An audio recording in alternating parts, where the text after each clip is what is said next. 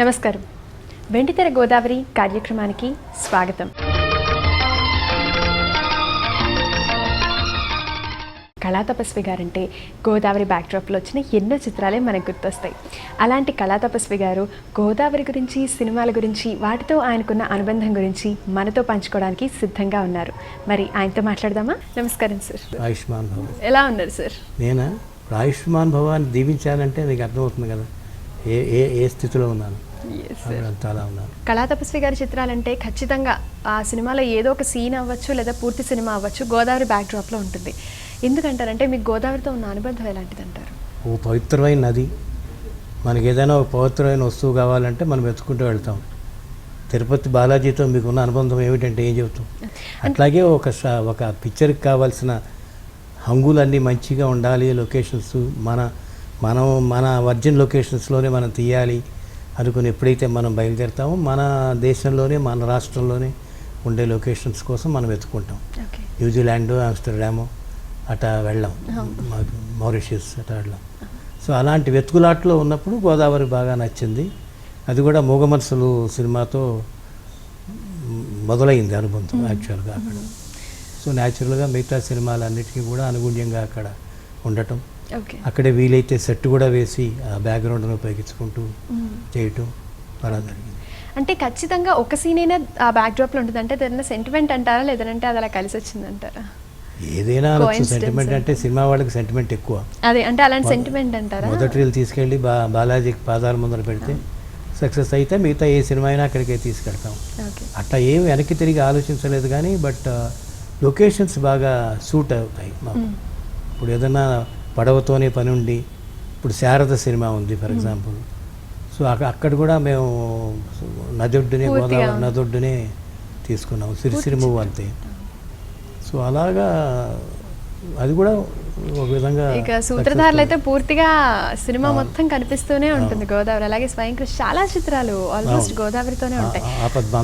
Almost అన్ని చిత్రాలు మీ సినిమాల్లో. పుష్కరాల గురించి వస్తే, పుష్కరాల గురించి మీ అనుభూతి, మీ అనుభవాలు, లేదంటే ఏమనుకుంటారు పుష్కరాల గురించి? కనుక మీరు చెప్పాలి అని అంటే కానీ ఏం చెప్తారు? లేదు, నేను పుష్కరాల గురించి నేను రిలీజియస్గా నేనేమి చెప్పలేను. 12 సంవత్సరాలకు ఒకసారి వచ్చే ఈ ప్రతి నదికి ఒక్కో నదికి ఒక సంవత్సరం అలా వస్తూ ఉంటుంది కాబట్టి అది అందరూ ప్రవచనాలు విని నేర్చుకోవటమేనే కూడాను. ఇవన్నీ వినటం వల్ల ఏంటంటే అప్పుడు స్నానం చేస్తే మన పాపాలన్నీ తొలగిపోతాయని, ఎంతో పుణ్య సముపార్జన జరుగుతుందని చెప్తారు. అది still I to believe it. Flowing waters కదా.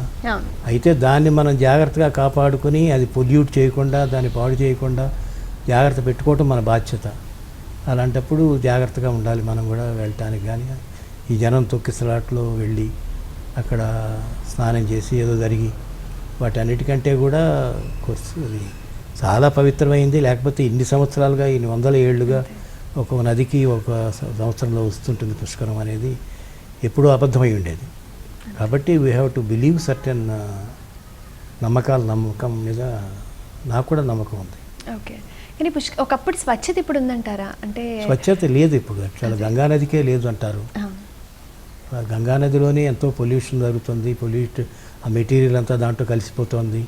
వేస్ట్, ఫ్యాక్టరీ వేస్ట్లు ఇవి కలుస్తున్నాయి, అవి చేస్తున్నాయి అంటారు కదా. సరే, ఒకప్పుడు మీరు చిత్రాలన్నింటినీ గోదావరి బ్యాక్డ్రాప్లో తీయగలిగారు. కానీ ఇప్పుడు డైరెక్టర్లు మాత్రం ఖచ్చితంగా ఏదో ఒక ఫారెన్ లొకేషన్ లేనిది మాత్రం ఉండలేకపోతున్నారు.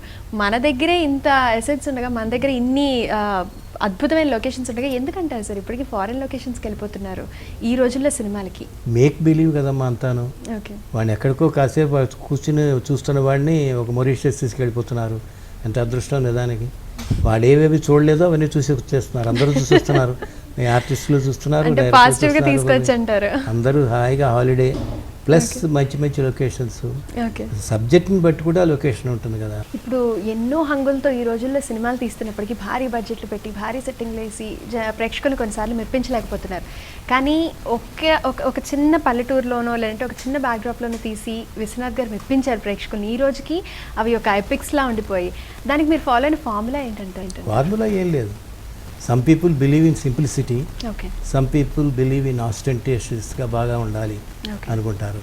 నేను మొదటి నుంచి చిన్న కుటీరం లాగా ఉండాలి, నాకు కుటీరంలో జీవితం గడపాలి. చాలా ఏళ్ల వరకు ఒక 4-5 ఏళ్ళు మాకు ఇక్కడ కుటీరమే ఉండేది, ఆఫీస్, ఇల్లు ఉండేది కాదు. I use to enjoy that life. ఆ టైప్ ఆఫ్ మొదటి నుంచి మేడప్ లైక్ దట్. ఎందుకంటే నేను బేసిక్గా ఒక లోవర్ మిడిల్ క్లాస్ ఫ్యామిలీకి సంబంధించిన వాడు. సో నాకు చిన్న జీవితం నాకు తెలుసు, చిన్నగా ఎలా ఉండాలి, ఒక గదిలోనే 6 పడుకునే జీవితం తెలుసు. సో న్యాచురల్గా మనకి ఏది మనం కుతి తీర్చుకోవాలో, మనం ఏది మన జీవితంలో అనుభవించలేదో దాన్ని మన కథల ద్వారా కానీ మన పాత్రల ద్వారా కానీ అనుభవించడం అనేది ఒక పద్ధతి. అసలు supposing I'm not a good player, tennis player, I want my son to be a tennis player so that I can see myself in him. నన్ను అతనిలో చూసుకుంటాను. సాగర సంగమంలో ఒక స్టూడెంట్ని తయారు చేసే ఎస్పి శైలజ్ అని కమల్ హాసన్ తను చూసుకున్నట్టు తను. అట్లాగే నాకు లైఫ్ అంతే తెలుసు. నా కథలు కూడా ఒక లిమిటెడ్గా ఒక చాలా చిన్న ఫ్యామిలీ నుంచి వచ్చిన పాత్రలు ఉంటాయి. సో దాన్ని తీసుకెళ్ళి తప్పుకొని ఇంకో చోట నేను పెట్టలేను. ఇప్పుడు ఇవాళ నేను వెళ్ళాలంటే ప్రొడ్యూసర్ ఇందాక నవ్వుతూ అన్నాను, కానీ సపోజింగ్ మనం అక్కడ చెయ్యాలి అంటే కాదనేవాళ్ళు ఎవరు లేరు. మనం అమెరికాలోనే షూట్ చేయాలి, పార్ట్ ఆఫ్ ది ఫిలిం అక్కడ మన చేతుల్లోనే ఉంది కదా. అందుకని శబరి ఆశ్రమం అనేది ఇది ఆస్ట్రేలియాలో కూడా ఉండొచ్చు, శబరి. సో దానికే ఉంది.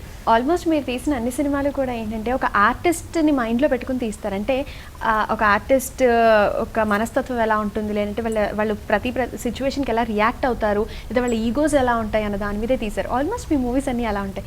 ఎందుకంటారు అలాగా? ఆర్టిస్ట్ కంటే కూడా ఒక క్యారెక్టర్ ఎలా ఉండాలి అనేది ముందర ఆలోచించి ఆ వ్యక్తి ఎవరైనా సరే దీన్ని మనం ఆపాదించుకుని దాన్ని ఆ మోడ్లోకి తీసుకొస్తాం. ఓకే. ఇదే కమల్ హాసన్ స్వాతికిరణంలో ఒక రకంగా ఉంటాడు, సాగర సంగమంలో ఒక రకంగా ఉంటాడు, శుభ సంకల్పం ఒక రకంగా ఉంటాడు. ఒకటే ఆర్టిస్టు అక్కడేమో ఒక ఫిషర్మెన్ లాగా ఉంటాడు, అది పెట్టుకుని మామూలుగా చిన్న గోచిలాగా పంచి కట్టుకుని చిన్న క్రాప్ చేయించుకుని భాష వేషం అన్నీ కూడా అలాగే ఉంటాయి. కాబట్టి ముందర మనం క్యారెక్టర్ని ఇట్లా ఉండాలి అనుకుని దాన్ని మౌల్డ్ చేస్తాం. మట్టిని తీసుకుంటాము, మౌల్డ్లో ఏమో అది వినాయకుడి మౌల్డ్లో కనుక కొడితే వినాయకుడు వస్తాడు, విష్ణుమూర్తి మౌల్డ్లో కొడితే విష్ణుమూర్తి వస్తాడు.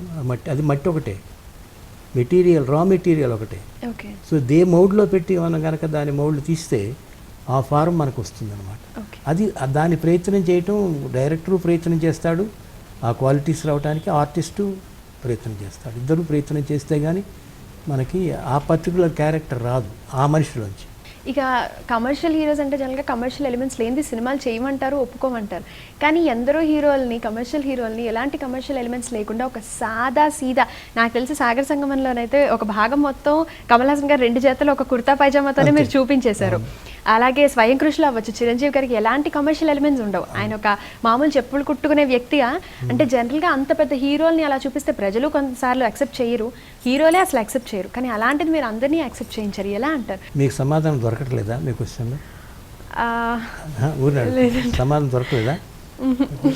కాదు, ఎలా ఒప్పించారా, వాళ్ళు ఎలా ఒప్పుకున్నారా, ఎందుకు ఒప్పుకున్నారా, ఎందుకు ఒప్పుకుని ఉంటారు అంటే స్టోరీ పరంగా అయితే వాళ్ళు ఒప్పుకుని ఉంటారు తప్పకుండా. స్టోరీ పరంగా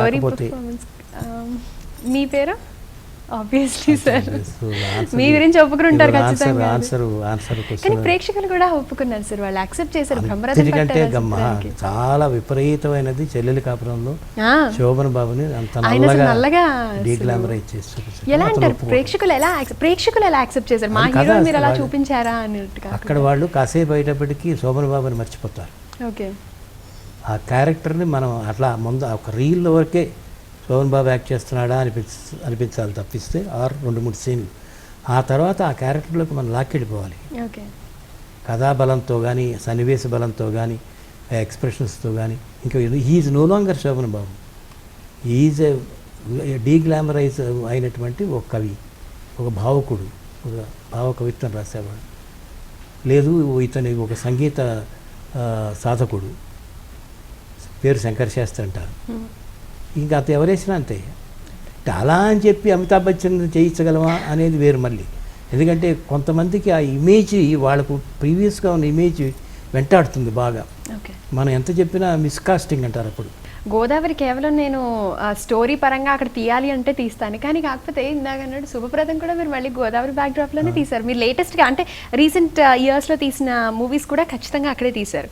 ఎందుకంటారు అలాగా? అప్పుడే కాకుండా కేవలం ఇవి కూడా మళ్ళీ అక్కడికే వెళ్ళాయి. అక్కడికి వెళ్ళటం అంటే నాకు అక్కడ ఆ చుట్టుపక్కల అనేక లొకేషన్స్ ఉన్నాయి, అంతటితో అయిపోద్దు లొకేషన్. Okay okay.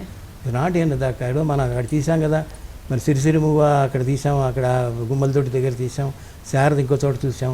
అది అట్లా పోతూనే ఉంటే ఎక్కడొక్కడ ఏదో ఒక లొకేషన్ దొరుకుతూనే ఉంటుంది మనకి. గోదావరి వెళ్ళిన ప్రవహించిన గోదావరి కానీ, దారంతా. కృష్ణ కానీ, లేకపోతే మరొకటి కానీ, విశాఖపట్నం కానీ, ఇలాంటి లొకేషన్స్ అన్నీ కూడా ఇక ఎన్నో ఉన్నాయి. మనం మామూలుగా మేము ఉపయోగించే పదం ఏంటంటే వర్జిన్ లొకేషన్స్ అంటాం, ఇదివరకు ఎవరు యూజ్ చేయని లొకేషన్స్. ఓకే అలాంటివి కూడా కొన్ని దొరుకుతాయి వెళితే, మనకు ఓపిక ఉంటుంది కానీ ఓకే ఇంకొంచెం ముందరికి వెళితే ఇంకా ఎక్కడో దొరుకుతుంది ఒకటి. Okay after all you must have N I for the visual. I ఉన్నప్పుడు కెమెరా సెటప్ అలా పెట్టేస్తాం. ఓకే అది ఎక్కడ తీశారు ఆశ్చర్యంగా ఉంది ఇది అనే అనిపిస్తుంది. లొకేషన్ అదే లొకేషన్ ఇద్దరు తీస్తే ఒకరికి ఒక రకంగా కనిపిస్తుంది, ఒకరికి ఒక రకంగా కనిపిస్తుంది. Okay the way in which the cameraman are the director puts the shot దాన్ని బట్టి ఉంటుంది. కాబట్టి ఏ సినిమాకైనా మళ్ళీ అక్కడికి ఎక్కడికి వెళ్ళటం తెలిసిన ప్లేస్ ఇది, అదే ట్రాన్స్పోర్టబిలిటీ ఈజీగా ఉంటుంది. ఇప్పుడు అంటే అప్పటి వరకు అసలు ప్రేక్షకులకి తెలియకుండా మీరు ఇంట్రడ్యూస్ చేసిన వర్జిన్ లొకేషన్ ఏదైనా ఉందంటారా సార్ ఏదైనా సినిమాలో? అట్లా పెద్ద నేను అడ్వర్టైజ్మెంట్ కోసం, పబ్లిసిటీ కోసం అలా ఏం చేయలేదు. ఓకే మామూలుగా అదే ఉన్న లొకేషన్నే ఇదివరకు ఈ యాంగిల్లో చేసింది, అది కాకుండా ఇంకొక ఏదైనా సెటప్లో చేస్తే ఇంకో రకంగా ఉంటుందా అని ఆలోచిస్తాను తప్ప అలా పెద్దగా వెళ్ళి వెతికి అంతా వెళ్ళి అంత ఓపిక లేదు. ఓకే ముందర సెర్చ్ టీమ్ అనే ఒక దాన్ని పంపిస్తాము, వాళ్ళు వెళ్ళి చూసి దాన్ని షార్ట్ లిస్ట్ చేస్తారు, ఓకే ఒక 5-6. దాంట్లో నేను మళ్ళీ నాకు కావాల్సిన పద్ధతిగా నేను ఒకటి సెలెక్ట్ చేసుకుంటాను.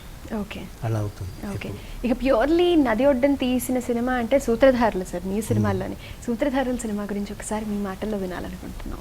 సూత్రధారులు బేసిక్గా ఏంటంటే అసలు గంగిరెద్దుల వాడు అనే ఒక కమ్యూనిటీ ఉంది, వాడు గంగిరెద్దులను ఆడించుకుంటూ బతుకుతారు అనే ఇతివృత్తం తీసుకోవటమే కొత్త. అవును సార్, అప్పటి వరకు లేదు అక్కడ, అసలు రాలేదు. మిగతా వాళ్ళు డప్పు వాయించేవాడు వచ్చాడు, మిగతా వాళ్ళు వచ్చారు. దాని మీద ఎన్నాళ్ళ బట్టు అంటే ఇవన్నీ కూడా మరుగుపడిపోతున్న కళలు మనకి. బుర్రకథ చెప్పేవాళ్ళు, గంగిరెద్దులను ఆడించుకునేవాళ్ళు, గంగిరెద్దుల వాళ్ళు అంటాం వాళ్ళు సంక్రాంతి రోజున వాళ్ళు వస్తారు, దానికి అన్నీ మనం పాత బట్టలు అడుగుతారు, చేయించుకుంటారు. సో వాళ్ళ ఫ్యామిలీలోంచి ఒకటి చదువుకున్న వాడు వస్తే వాడిని మనం గంగిరెద్దులాగా ఆడించవచ్చు, తల ఊపించు, తల ఊపమంటే ఊపుతుంది, కూర్చోమంటే కూర్చుంటుంది అనుకున్నవాడు సత్యనారాయణ లాంటి క్యారెక్టర్ని అలా మెల్లిగా వెళ్తూ దానికి దగ్గరగా ఉండేటువంటి ఇతర ప్రొఫెషన్స్ ఏమిటి, ఒక హరికథలు చెప్పే ఆవిడ. సో ఇవన్నీ దగ్గరవి, ఒక తానులోంచి పక్కన ఉండేవి అవన్నీ. మళ్ళీ వాడేదో గిటార్ వాయిస్తాడు, వాడేదో జాజ్ మ్యూజిక్ పాడేవాడని అలా పెట్టలేదు. సో అట్లా తీసుకున్న సూత్రధారులు కదా. అది కూడా అక్కడ నదొడ్డునే సెట్ అది వేసి అక్కడే ఒక 1 నెల రోజులు కాయలు పళ్ళు పూలు అని ఒక తోటమాలని పెట్టి పెంచి పెంచి అక్కడ తీసుకుని రోజు ప్రయాణం చేసేవాళ్ళం. రాజమండ్రిలో ఉండేవాళ్ళం. గోదావరి మీద బోట్లో వెళ్ళి అవతల ఒడ్డు దిగి యువతల ఒడ్డుకి వచ్చి తల ఒడ్డున షూటింగ్. చాలా మంచి ఎక్స్పీరియన్స్ అది. పొద్దున వెళ్తే సాయంకాలం అందరూ తిరిగి వెళ్ళేవాళ్ళం.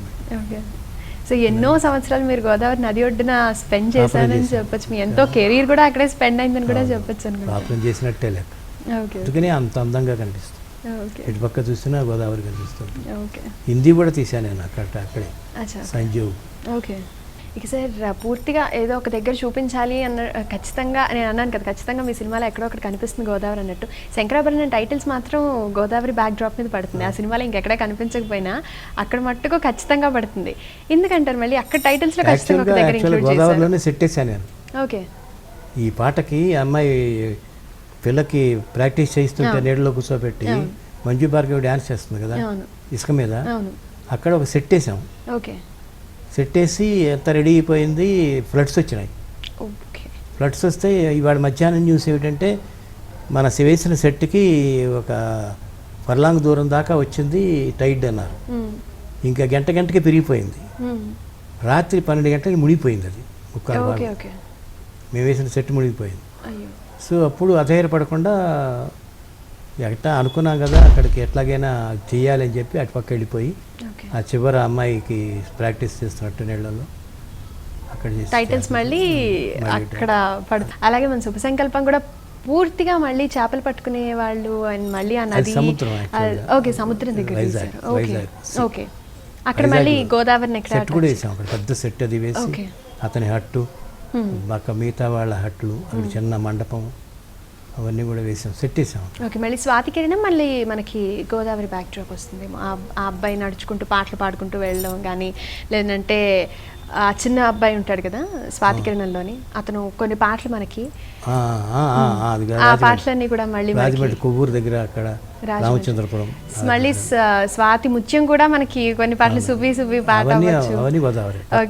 మళ్ళీ మనకి జీవన్ జ్యోతి సినిమాలోని సిన్ని పాట, అవన్నీ ఖచ్చితంగా ఒక దగ్గర మాత్రం మీరు చూపిస్తారు కదా సార్. ఈ వాల్యుబుల్ టైం మొత్తం ఇంతసేపు స్పెండ్ చేశారు, అలాగే గోదావరికి సినిమాలకి విశ్వనాథ్ గారికి ఉన్న అనుబంధాన్ని కూడా మీ మాటల్లో మాకు వివరించారు. Thank you so much sir. చూశారు కదండి ఇవాల్టి మన వెండితెర గోదావరి. కళాతపస్వి కె విశ్వనాథ్ గారు సినిమాల గురించి, గోదావరి గురించి మనతో ఎంత చక్కగా మాట్లాడారో. మరోసారి మరో ఎపిసోడ్లో మళ్ళీ మీ ముందుంటాం. అంతవరకు సెలవు, నమస్కారం.